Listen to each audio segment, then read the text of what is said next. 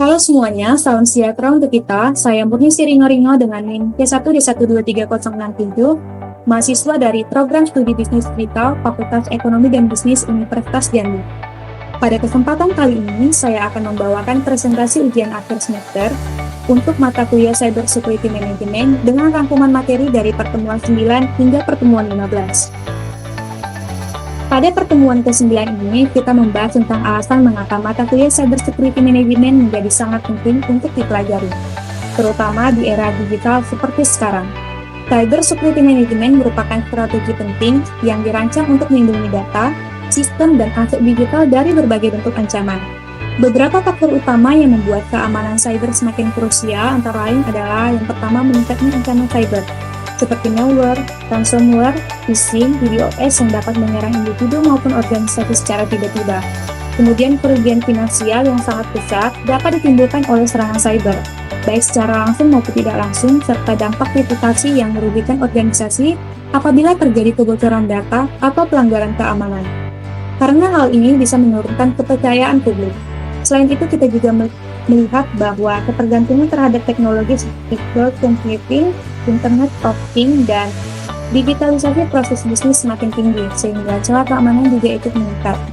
Perlindungan terhadap aset digital, termasuk data sensitif, infrastruktur kritis, dan kekayaan intelektual menjadi hal yang tidak bisa ditawar. Kepatuhan terhadap regulasi internal seperti GDPR, HIPAA, dan PCI DSS menjadi kewajiban untuk menghindari sanksi hukum.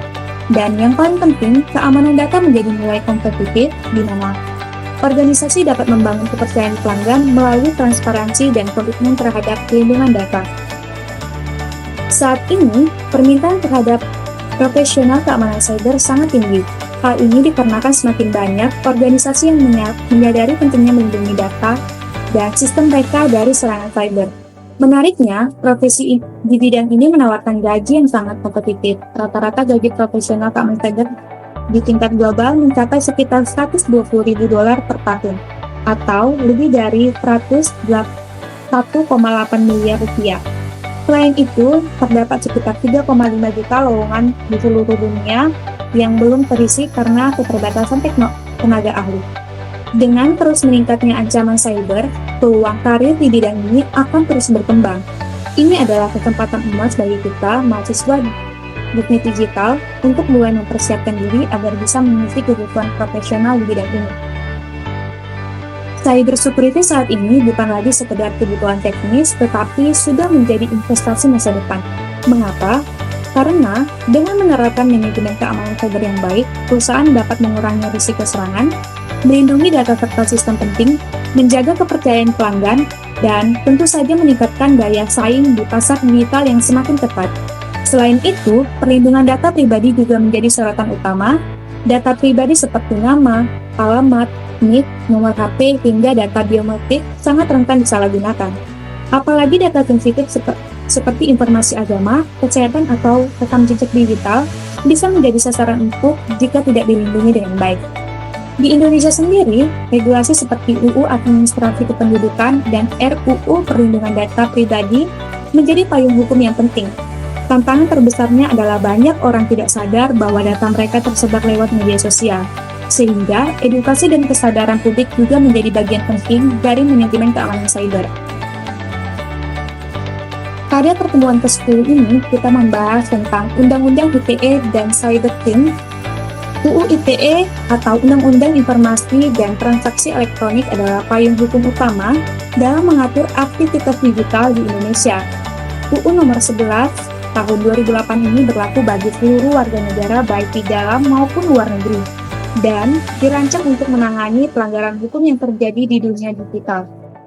Latar belakang dari lahirnya UU ITE adalah untuk memberikan perlindungan hukum terhadap aktivitas berbasis teknologi informasi dan komunikasi, serta sebagai respon terhadap meningkatnya kejahatan cyber di Indonesia. Cybercrime sendiri adalah kejahatan yang menggunakan komputer atau jaringan sebagai alat, sasaran, atau tempat terjadinya kejahatan.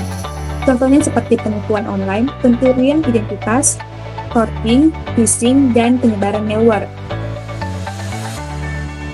Courting yaitu menggunakan data kartu kredit orang lain secara ilegal, hacking, akses tidak sah ke sistem komputer, hacking, peretasan dengan tujuan jahat, debugging, merusak tampilan situs orang lain, phishing, penipuan dengan meniru situs resmi untuk mencuri data pengguna, spamming, yaitu pengiriman pesan massal yang mengganggu, kemudian malware, perangkat lunak jahat untuk merusak atau membobol sistem.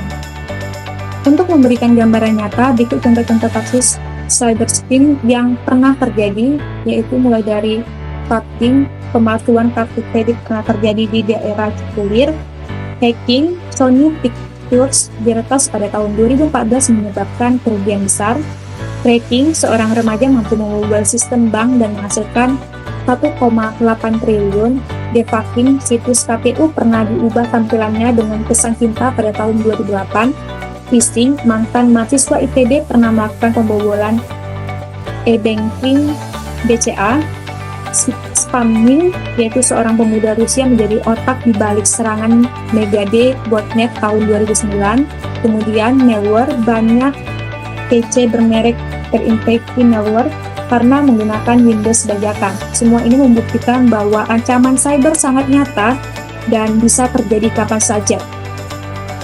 Faktor penyebab cyber scheme diantaranya yang pertama, internet yang aksesnya terbuka tanpa pengaman, kelalaian pengguna seperti menggunakan password lemah, sistem keamanan yang belum kuat, pelaku yang cerdas dan fanatik terhadap teknologi, serta rendahnya kesadaran masyarakat terhadap bahayanya kejahatan. Sementara itu, penanggulangannya dapat dilakukan dengan berbagai cara seperti yang pertama, melindungi komputer dari serangan luar, menjaga kerahasiaan identitas digital, rutin mengupload sistem, mengamankan email dan akun pribadi, melakukan backup data, dan selalu mencari informasi terbaru tentang ancaman yang sedang berkembang. Beberapa kata penting dalam UU ITE yang perlu kita ketahui. Pertama, pasal 27 melarang distribusi konten yang melanggar kesusilaan. Pasal 28 melarang penyebaran berita bohong atau hoaks yang merugikan pihak lain. Pasal 29 mengatur tentang pengiriman ancaman elektronik seperti cyberstalking. Sementara itu, pasal 30 hingga 35 mengatur tentang akses ilegal, gangguan sistem, penyebaran malware, hingga manipulasi data elektronik. Pasal-pasal ini menunjukkan beberapa seriusnya pemerintahan Indonesia dalam mengatur dan menindak pelanggaran digital, agar ruang cyber tetap aman dan sehat bagi semua pihak. Pada pertemuan ke-11 ini, kita membahas cara kerja dasar dari sistem keamanan cyber yang dikenal dengan istilah CIA, yaitu Confidentiality, Integrity, dan Availability. Confidentiality yaitu kerahasiaan, merupakan prinsip ini memastikan bahwa informasi hanya dapat diakses oleh pihak yang berwenang. Ini penting agar data sensitif seperti informasi pelanggaran atau data keuangan tidak bocor ke tangan yang salah. Kemudian ada integrity, artinya menjaga keakuratan data. Data tidak boleh diubah atau dimodifikasi tanpa izin. Misalnya, data transaksi keuangan harus tetap valid dan tidak boleh diretas untuk keuntungan pribadi. Kemudian, availability, di mana prinsip ini menekankan bahwa data dan sistem harus selalu dapat diakses saat dibutuhkan oleh pengguna yang sah. Jika layanan down atau tidak bisa diakses karena serangan, maka fungsinya akan terganggu. CIA Trade ini merupakan fondasi utama dalam semua sistem keamanan digital yang digunakan oleh organisasi untuk melindungi informasi penting mereka. Berbagai teknologi yang digunakan untuk melindungi aset digital dari ancaman cyber, di mana teknologi ini sangat penting dalam implementasi keamanan cyber. Yang pertama ada firewall. Ada sistem penyaringan yang berfungsi untuk mencegah akses tidak sah ke dalam jaringan. Ibaratnya seperti penjaga gerbang, firewall memblokir lalu lintas yang mencurigakan dari luar sistem. Kemudian, intrusion detection system, ada sistem yang secara aktif memantau aktivitas dalam jaringan dan memberikan peringatan jika terdeteksi tindakan mencurigakan seperti upaya penyusupan atau peretasan. Serta enkripsi data adalah metode untuk mengamankan data dengan cara mengubah menjadi kode yang tidak dapat dibaca oleh pihak yang tidak berwenang. Ini sangat penting untuk melindungi data saat dikirim melalui internet. Dengan penggunaan teknologi ini, organisasi bisa memperkuat pertahanan mereka terhadap serangan cyber yang terus berkembang. Kemudian tren Kemudian pada pertemuan ke-12 membahas tentang tren, perkembangan, dan upaya pencegahan serta dampak kejahatan cyber. Yang pertama, dari segi kebijakan dan juga regulasi, hukum ASI di Jepang mewajibkan pelaporan insiden dan pelacakan server asing. Kemudian teknologi deteksi berbasis AI, di mana penggunaan EDR, XDR dengan AI dan machine learning, sistem SOAR untuk investigasi otomatis, pelatihan dan kesadaran pengguna, melakukan literasi digital dan simulasi phishing, pelatihan MTA dan verifikasi telepon, kemudian keamanan cloud dan rantai password, di mana penerapan Zero Trust, arsitektur segmentasi mikro dan manajemen IAM, kemudian audit vendor dan pemantauan software dependensi secara rutin. Faktor-faktor yang membuat keamanan cyber semakin krusial, yaitu kejahatan cyber berkembang pesat didukung oleh penggunaan AI, teknik networking, dan serangan ransomware serta social engineering yang semakin kompleks. Infrastruktur code dan rantai pasok menjadi target utama. Aktor negara juga aktif dalam finance digital. Upaya penanggulangan dilakukan melalui regulasi, AI untuk deteksi atau respon, edukasi pengguna, dan kolaborasi intelijen. Diperkirakan kerugian global mencapai sebesar 10,5 US dollar triliun pada 2025. Dampak kejahatan cyber yang pertama yaitu kerugian finansial yang sangat besar, gangguan operasional, kerusakan reputasi, dan ancaman keamanan nasional, serta efek psikologis bagi korban. Pada pertemuan 13 membahas tentang studi kasus serangan cyber, yaitu ransomware, artificial intelligence, yaitu AI dalam keamanan cyber dan kejahatan digital. Studi kasusnya diambil dari ransomware di Rumah Sakit Harapan Sehat Jambi, di mana latar belakangnya Rumah Sakit Harapan Sehat Jambi menyimpan data pasien yang sangat sensitif. Infrastruktur IT rumah sakit masih dikelola internal dengan proteksi terbatas pada firewall standar dan antivirus endpoint. Serangan ransomware melumpuhkan seluruh sistem rumah sakit, data pasien, rekam medis, HIS, dan sistem keuangan dienkripsi oleh hacker. Serangan masuk melalui server yang tidak terupdate dan menyebar cepat akibat jaringan yang tidak tersegmentasi.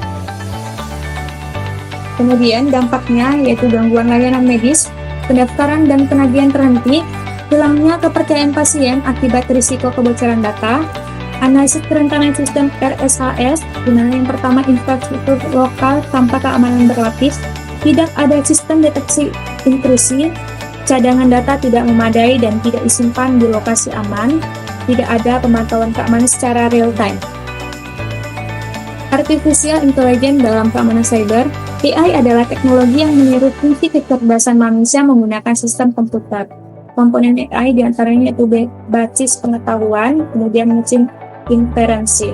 Rekomendasi keamanan untuk Rumah Sakit Harapan Sehat Jambi, di mana gunakan data center modern dengan keamanan fisik dan logik, terapkan segmentasi jaringan, patching rutin dan IDS, kemudian enkripsi data, dan melakukan pencadangan offsite secara terjadwal, latih SDN dan siapkan SOP tanggap darurat cyber. Kemudian kejahatan berbasis AI, yang pertama malware cerdas, menghindari deteksi, phishing otomatis, email palsu lebih meyakinkan, deepfake yaitu video atau audio palsu untuk penipuan, kemudian penipuan finansial dan terorisme digital. Selanjutnya, pada pertemuan ke-14 membahas tentang manajemen risiko cyber dalam pencegahan kejahatan digital. Manajemen risiko cyber adalah proses identifikasi, evaluasi, dan pengendalian risiko yang terkait dengan sistem informasi. Jenis risiko yang pertama ada hazard risiko yaitu bencana alam, pencurian, kemudian financial risk yaitu inflasi, kredit, kemudian strategi risk yaitu inovasi teknologi, reputasi, operational risk yaitu kapabilitas IT, ancaman cyber. Kemudian dari strategi penanganannya, risk acceptance, menerima risiko tertentu, risk avoidance, menghindari aktivitas berisiko, risk mitigation yaitu mengurangi dampak risiko, risk transfer yaitu mengalihkan risiko ke pihak ketiga.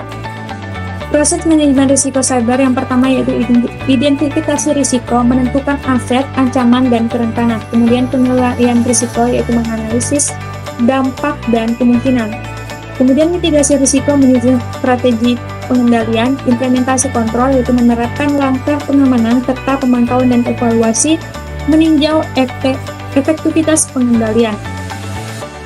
Selanjutnya pada pertemuan ke-15 membahas tentang krisis keamanan digital nasional. Kasus serangan cyber di Indonesia, PDN 2024, ransomware melumpuhkan pusat data nasional, data ASN dan NPWP bocor dan diperjualbelikan di dark web. Tokopedia 2020, DSI 2023, kebocoran data pengguna dan nasabah. Metode serangan cybernya yaitu ransomware, phishing, DDoS, serta social engineering. Dampak nasionalnya, ancaman terhadap keamanan negara, pencurian identitas dan penyalahgunaan data, kerugian ekonomi dan krisis kepercayaan publik. Tantangannya yaitu infrastruktur IT usang, rendahnya literasi keamanan cyber, keterbatasan regulasi dan tenaga ahli. Rekomendasi yang dapat dilakukan yaitu investigasi infrastruktur, modernisasi sistem dan patching rutin, edukasi serta pelatihan, sosialisasi menyeluruh di semua sektor, kolaborasi multi pihak, yaitu pemerintah, swasta, dan akademisi, serta penguatan regulasi, yaitu penegakan UU, PDT, dan akuntabilitas lembaga. Baiklah, sekian presentasi saya mengenai ujian akhir semester Cyber Security Management. Saya ucapkan terima kasih, sampai jumpa di video selanjutnya.